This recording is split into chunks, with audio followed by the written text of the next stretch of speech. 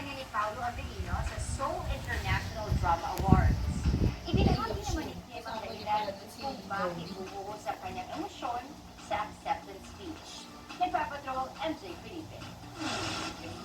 Next actor came cheer from Philippines.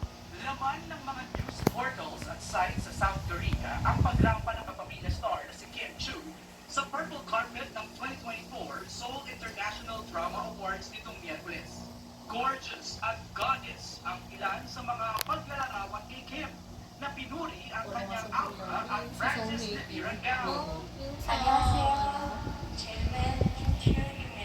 Sa mismong awarding ceremony, muling nagbilang si Kim ang damdamin ng mga manonood at mga bisita dahil sa emosyonal niyang acceptance speech.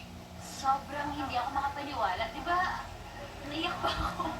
Sobrang, una pa lang, nag-start pa lang, na starstruck na ako sa lahat ng mga nakita ko. Kasi lahat ng mga nanalo, like in the movie, yung mga, Mask Girl. Mask Girl, ang daming palabas. Napanood ko siya habang nasa bahay ako. Tapos ngayon nakita ko na yung directors, producers, actors, and kasali ako sa event. So, na-overwhelmed ako. So, nung nagpasalamat na ako, oh my gosh, naiyak na ako. Ayon sa kapamilya multimedia actress, isa itong unforgettable moment. Big boost ito at dagdag inspirasyon sa kanyang 18 taong karera sa industriya at mga susunod pang gagawing proyekto. Ilan sa mga nakasalamuhan ni Kim ay mga kapwa awardees sa Outstanding Asian Star category, pati na ang mga veteranong artista, direktor at producers ng South Korea. Ang mga speech nila kanina na sinabi nila na yung tiwala lang talaga sa project, na kahit hindi siya ganun ka alam pa o tanggap pa ng mga tao, basta may tiwala ka lang sa ginagawa mo. Right. Ganun din yung parang nangibago. Hinilig naman ang Kim Pao fans na i-congratulate ni Paolo Avellino si Kim sa social media. Pero lalong sumaya ang fans sa naging sagot ni Kim. Tinawag niya Papi ang on-screen partner. Maliwanag ni Kim, Tarat lang, papi kasi mga answer yun, papi. Nakakatuwa from Instagram to Twitter, tapos nag-send ko siya ng nanonood siya sa TV nila. So, yun, thank you naman.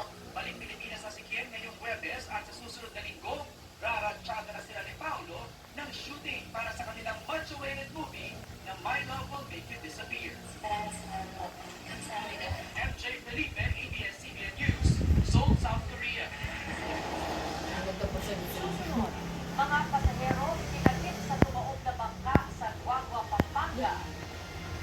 Ang Lifetime Achievement Award para kay The Big J. Robert Jaworski, ipinagpasalamat ng pamilya. Yan ang iba pang balita sa pagbabalik ng TV Patrol. Natatapos ng TV pa. Nandiyan ka pa rin. Ayun, marami din ka. Huwag mo big-big yun. Ay, tatay ko, tayo na kami. Ano, alis ako na. Yun ang mga lang para tayo.